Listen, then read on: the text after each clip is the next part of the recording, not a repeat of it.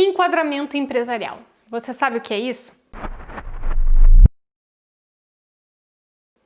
Bom, se você é um empresário, um empreendedor, tem uma pequena empresa, uma média empresa, ou está pensando em abrir uma empresa, empreender por conta própria, você precisa, além de saber fazer o produto, fornecer o produto ou prestar o serviço, entender como que se administra, como que uma empresa se constitui e o que é necessário para, por exemplo, você não ter uma carga tributária excessiva, você estar de acordo com as normas do direito do trabalho e não ter processos trabalhistas por puro desconhecimento.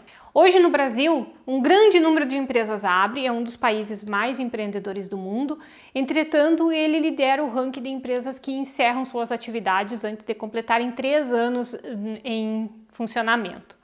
E isso se deve não por uma falta de capacidade dos brasileiros em empreender, em fazer, em prestar o serviço, fazer o produto, entregar o produto, mas por desconhecimentos administrativos, por desconhecimentos da constituição ou do gerenciamento de uma empresa. Essa falta de conhecimento e a falta talvez até de disciplina na estruturação do negócio acaba prejudicando, acaba bagunçando tudo e as empresas acabam não aguentando e encerrando suas atividades. Então, o primeiro estudo, o primeiro conhecimento que um empresário, um empreendedor que está iniciando, que vai iniciar ou que já está na ativa e está se sentindo meio perdido, ele precisa adquirir ou ele precisa entender pelo menos como funciona, não precisa entender a fundo, que afinal exige aí algumas faculdades, enfim.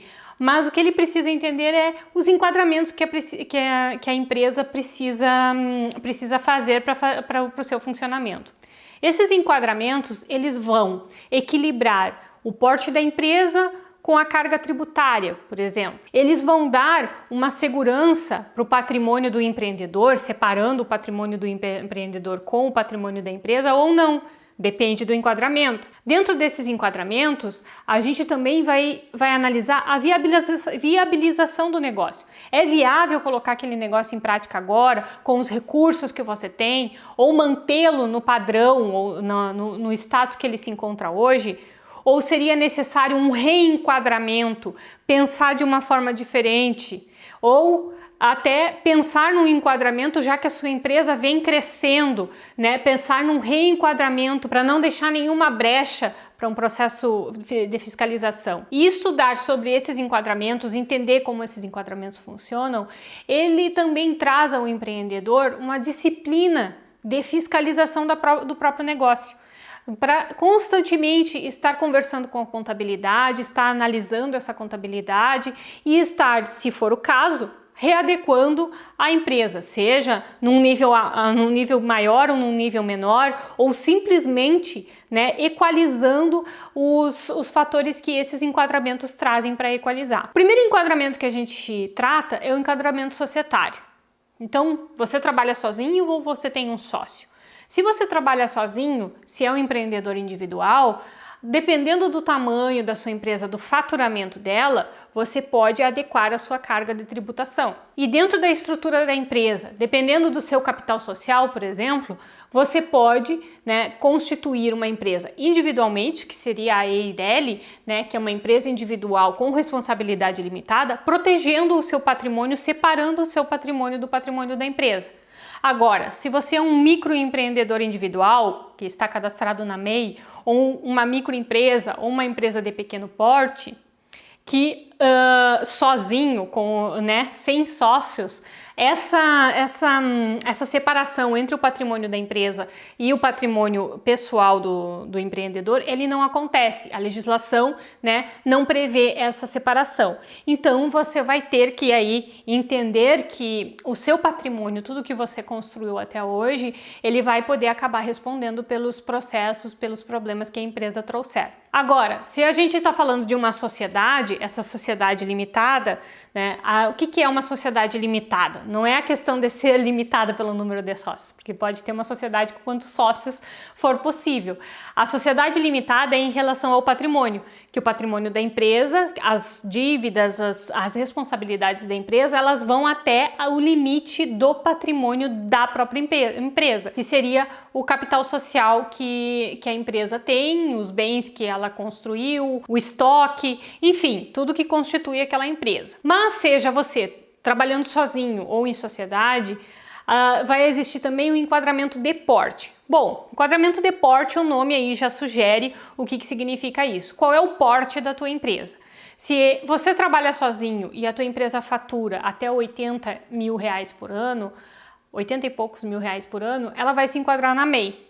Agora, se o teu faturamento, e nós estamos falando de faturamento, né, daquela movimentação bruto de valores, de entrada de valores dentro da empresa, seja o teu, independente da tua margem de lucro, é o teu faturamento que vai demonstrar o porte da tua empresa. Então, a tua empresa pode ser com você sozinho, um microempreendedor individual, se tiver um faturamento de até 80 e poucos mil, pode ser uma microempresa, já com um faturamento bem maior, ultrapassando 300 mil reais, e pode ser uma empresa de pequeno porte se o teu faturamento não passar de 4,8 milhões de reais por ano. Um faturamento superior a isso, daí já seria uma empresa de médio porte ou de grande porte.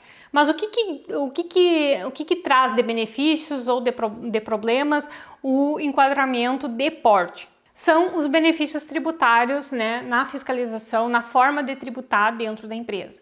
Então, um MEI vai ter uma forma de tributação que é muito mais simplificada, né? Que a gente chama de CIMEI, que é o simples direcionado para MEI, que paga uma única guia, uma única vez por mês, e ali você já está regularizado com o fisco, com o INSS, com o imposto de renda, tudo, né? Agora, se a tua empresa é uma microempresa, ela já vai ter uma constituição já junta, uma constituição societária já registrada na junta comercial, e o seu faturamento vai ser maior, você vai entrar para o simples ou pode até optar por outra forma de tributação. Vai depender da base de cálculo que o teu setor, o teu produto, a tua prestação de serviços vai necessitar de recolhimento de impostos. Então, esse enquadramento, ele acaba ajustando, né, as bases de cálculos do tributo, o teu faturamento ao recolhimento tributário. E aí, quando nós falamos do enquadramento tributário, nós vamos falar de simples, de lucro presumido ou de lucro real. E esses enquadramentos também, né, vão adequar o teu faturamento, a forma como tu fatura e os impostos que recaem sobre a tua atuação, o setor da tua empresa, na forma da tributação que esse setor recebe. Veja que o enquadramento societário de porte tributário, ele serve exatamente para adequar o tamanho da empresa, a carga tributária e como que ela faz a comprovação do pagamento desses tributos. Isso tudo interfere diretamente na administração da empresa. Então você precisa entender aonde que a sua empresa se encaixa dentro de tudo isso. Você pode ser pequeno, mas dependendo do setor que tu está atuando, você não vai conseguir se enquadrar no MEI, por exemplo. Um exemplo que eu gosto de dar, quem vende cachorro-quente, que tem um trailer, né, de cachorro-quente e tem uma venda constante todos os dias do mês, ele não vai ficar num faturamento de 6 mil e pouco, menos de 7 mil reais por mês para se enquadrar no MEI. Por quê? Por causa dos insumos. Ele vai, no mínimo, gastar 6 mil reais para poder fabricar o produto que ele vai vender. Aí você, né, tem a margem de lucro e tudo mais, então ele já não se enquadra no MEI.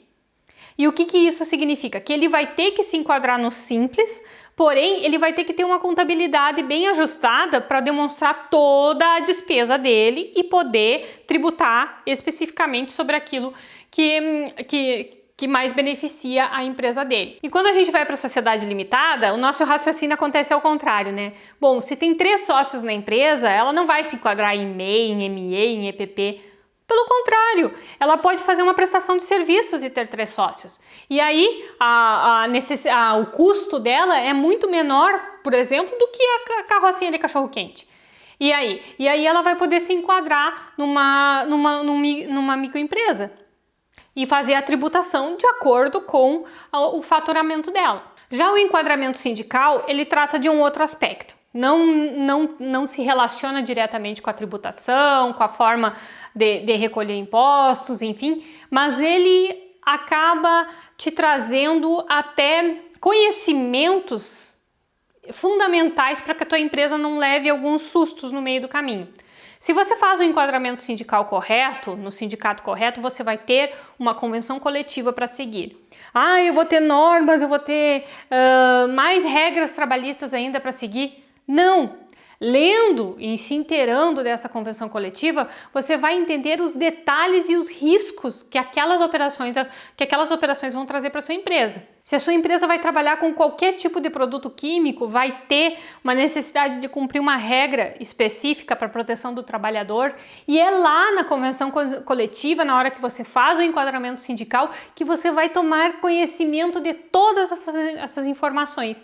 E você já vai poder começar a sua empresa cumprindo rigorosamente isso e não deixando nenhum furo.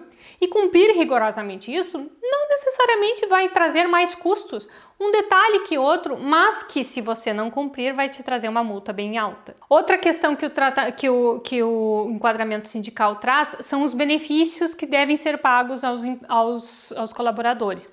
Então, esses benefícios, dependendo da categoria que ele se encaixa dentro daquela convenção coletiva, vão ser maiores ou menores, né? Às vezes não é tanto o valor, mas prazos para fornecimento de alguns documentos, para informação de alguns acontecimentos da vida pessoal do empregado para a empresa. Enfim, são questões bem específicas de cada setor que você vai poder trabalhar. E o principal deles é saber o piso salarial que você vai ter que pagar. Porque aquela regra geral de que ninguém pode receber menos que um salário mínimo, vírgula, depende do setor que a empresa atua, depende do setor dos funcionários, porque dependendo do setor, o salário base, o piso salarial, ele é bem maior que o salário mínimo. E também dentro daquele setor tem classes de trabalhadores que ganham mais e menos, né, dependendo da sua responsabilidade. Então, esse enquadramento e esse estudo do enquadramento sindical dentro da convenção coletiva, para começar já inteirado de tudo que pode acontecer no meio do caminho, porque você não vai abrir uma empresa com uma gestante já trabalhando. Pode até acontecer, mas dificilmente você vai abrir uma empresa e vai contratar logo uma funcionária que está gestante. Isso vai acontecer no meio do caminho, depois que você já está em pleno funcionamento. E aí, quando acontece isso, você vai ver e a licença maternidade não é de 4 meses, é de 6 para aquele setor. E aí, você se preparou para isso? Você sabia disso ou vai levar como um susto? Até que esse exemplo assim não é algo que vai trazer assim muitas complicações. Mas se tu tem um nível de funcionários e a tua empresa cresce e ela vai exigir níveis mais qualificados de funcionários daquele setor, o piso salarial também vai ser maior. Então a análise e o enquadramento sindical correto, ele te traz a visão sobre a estrutura que tu precisa montar e a viabilidade do teu negócio. Fundamentais para te entrar ou não nessa empreitada de abrir uma empresa ou não, ou se você já está nela, reanalisar isso constantemente, né? Você vai conseguir prever problemas futuros que poderiam ter, né, futuramente. Você vai, talvez, dentro de toda essa documentação, você vai encontrar saídas para problemas administrativos que você está tendo. Eu preciso ampliar, mas eu não sei como, e às vezes revendo todos esses enquadramentos, você consegue encontrar uma saída para tudo isso dentro da legislação.